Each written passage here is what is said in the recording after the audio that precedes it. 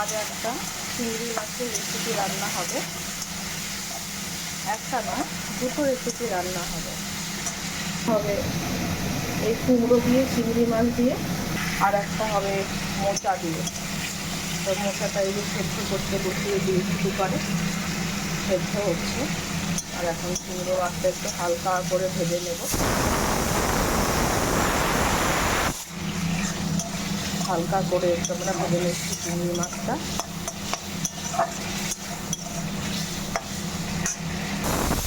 এবারে ওই তেলে চিংড়ি মাছের মাথাগুলো ছাড়িয়ে পরিষ্কার করে নিয়েছি। চিংড়ি মাছের মাথা দিয়েও দুটোতেই দেবো। চিংড়ি মাছের মাথা ভালো করে ভেজে বেটে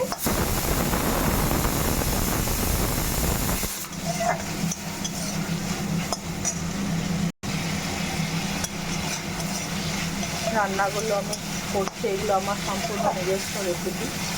দেখুন আপনারা, যদি আপনাদের ভালো লেগে থাকে তাহলে আমার চ্যানেলটা সাবস্ক্রাইব করে দেবেন আর পাশে থাকা বেল আইকনটা প্রেস করে দেবেন।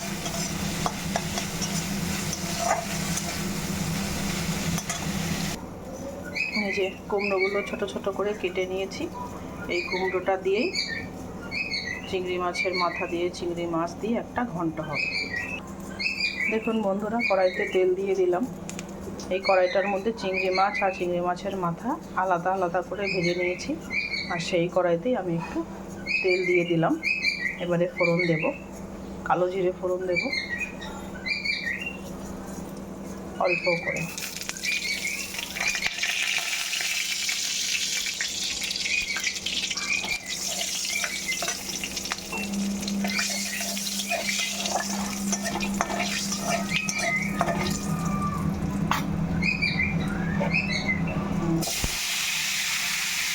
কুমড়োগুলো সব দিয়ে দিলাম।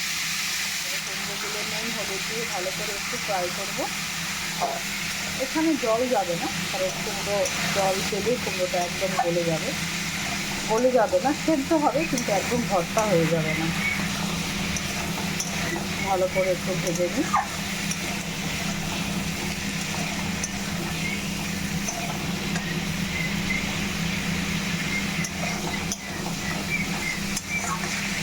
যেহেতু আগে চিংড়ি মাছের মাথাটা ভালো করে ভেজে নিয়েছি, আর সেটা বাটা পরে লঙ্কা দিয়ে বাটাও হয়ে গেছে। এরপরে ভালো করে কুমড়োটা ভাজা হলে তারপরে ওটা দিয়ে দেবো। নুন হলুদ দিয়ে দিয়েছি। গ্যাসটা এখন ফুল ফ্লেমে রাখবেন।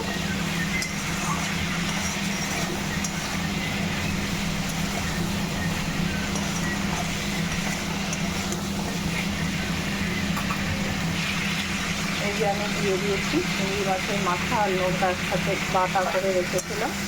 কুমড়ো ভাজতে ভাজতে এর সঙ্গে এই মশলাটাও ভাজা হয়ে যাবে।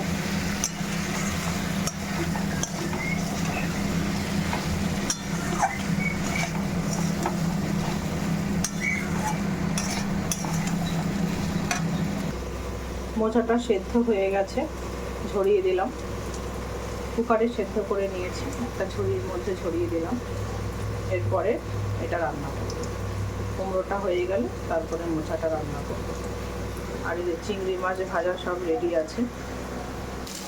এই যে বন্ধুরা, চিংড়ি মাছগুলো দিয়ে দিলাম। কুমড়ো বেশ ভাজা ভাজা হয়ে এসেছে। চিংড়ি মাছটাও দিয়ে দিলাম।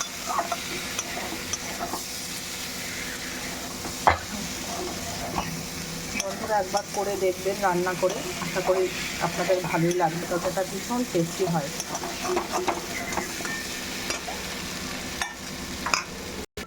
এই যে বন্ধুরা, কড়াই গরম হয়েছে। এইটার মধ্যে আমি মোচাটা রান্না করব, তাই একটু তেল দিয়ে দিচ্ছি।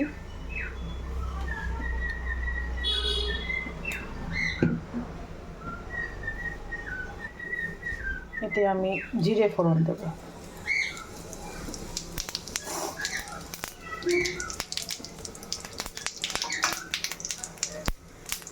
এই যে বন্ধুরা, ওই চিংড়ি মাছের মাথা আর ভেজে আর তার সঙ্গে কাঁচা লঙ্কা দিয়ে বেটে নিয়েছিলাম, সেটা ফোড়ন দিয়ে দিলাম মোচার জন্য।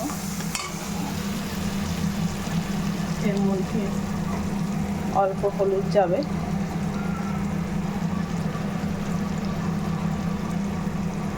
আর এই অল্প নুন যাবে।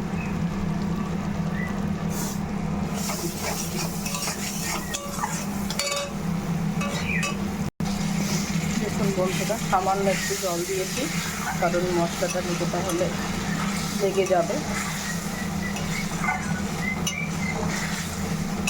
যেহেতু মোচাটা সেদ্ধ করাই আছে, তাই জন্যে আগে আমি মশলাটা কষিয়ে নিলাম। যে বন্ধুরা, আবার এই কুমড়োর তরকারিতে ফিরে এসেছি।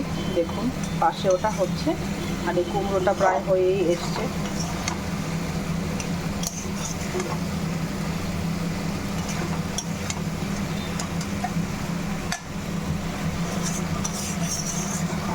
একটু ঢেকে দিয়েছিলাম, সেই কারণে হালকা একটু ভেজা ভেজা হয়েছে, তবে এতেই কুমড়োটা সেদ্ধ হয়ে যাবে। আশা করি কুমড়ো হয়তো সেদ্ধ হয়েও গেছে, আপনাদের দেখিয়ে দিই। না, আর একটু বাকি আছে সেদ্ধ হয়ে।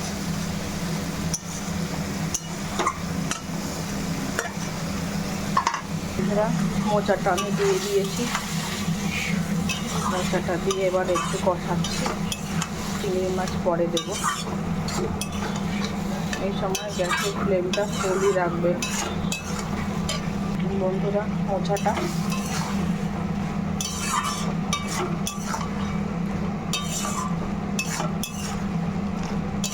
এটা খেতে খুব টেস্টি হয়, খুব সুস্বাদু হয়, সবারই ভালো লাগবে।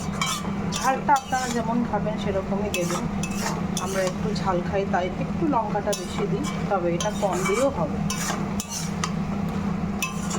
যারা কম ঝাল দেবেন তারা একটু মিষ্টি দিয়ে দিতে পারেন, আরও টেস্ট বেড়ে যাবে। কুমড়োর তরকারিটা বন্ধুরা হয়ে এসছে, এই দেখুন সেদ্ধ হয়ে গেছে, দু টুকরো হয়ে গেছে। এটাতেও যারা যারা ইচ্ছা হবে তারা একটুখানি মিষ্টি দিয়ে দিতে পারেন।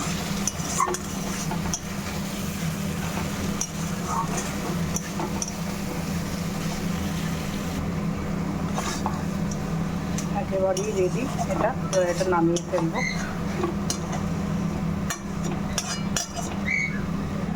এটাও প্রায় হবারই পথে। এই যে চিংড়ি মাছগুলো দিয়ে দিলাম।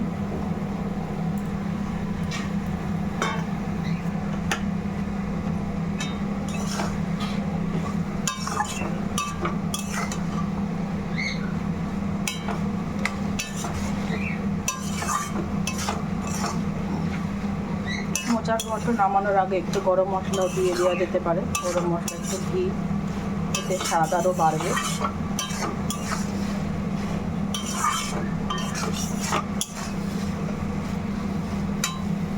আমি এই কুমড়োটাতে একটুখানি সামান্য একটু ধনেপাতা দিয়েছি, আমরা ফ্লেভারটা পছন্দ করি তাই।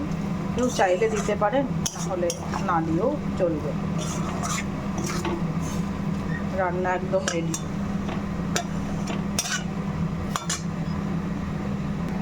আর এইদিকে এই যে এটাও একদম রেডি।